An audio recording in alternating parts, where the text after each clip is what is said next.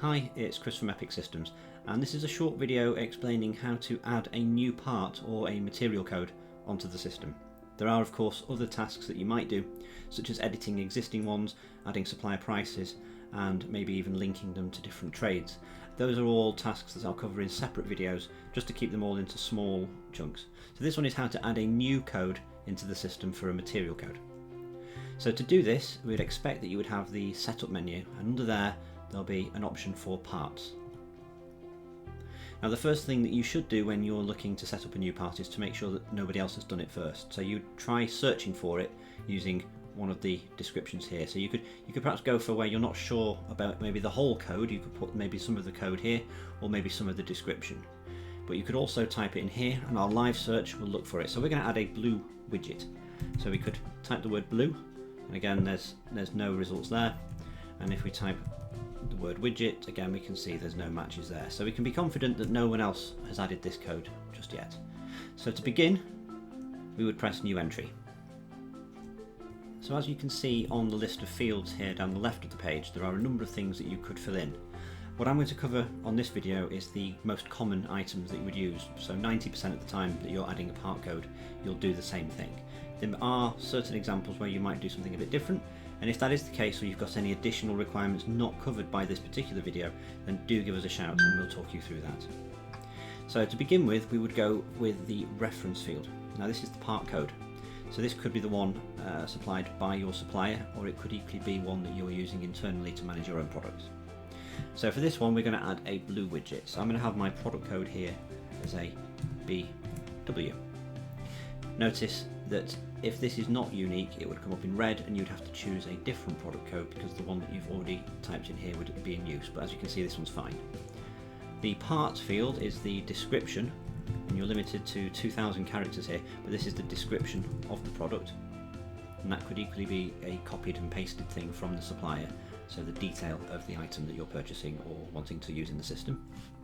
And the purchase cost again is the average purchase cost to you. If you're only ever getting this item from one supplier, then it's the cost from them. If you could get this potentially from 3, I would put in the average price of the 3 here, so it gives you a rough costing on your jobs. Let's say this one's £10. The unit of measure, the UOM field, again, this one would be an item, so it's going to be £10 each, but again in here we can have things, kilograms, units of measure for length and so on. The allow manual tick box, if we tick that, that will mean that when you use this product on either a purchase order or a job sheet, you can edit the description here. If you don't want people messing around with the description, then leave this unticked like that. The nominal code, again this is for financial accounts when you're wanting to export your purchase invoices or do some analysis on what materials you're ordering. This would be the nominal code associated to this item. So I'm going to say that this one is timber and sheet material, but we could choose any of the ones in the list.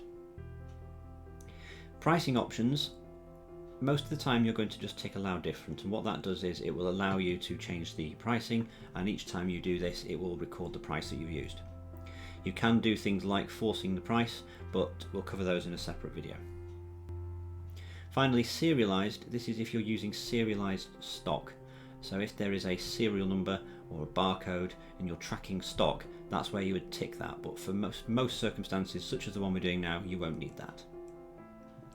Now the tick boxes over on this side where we can link parts to trades, this is useful only for the mobile app on the PDA side of things.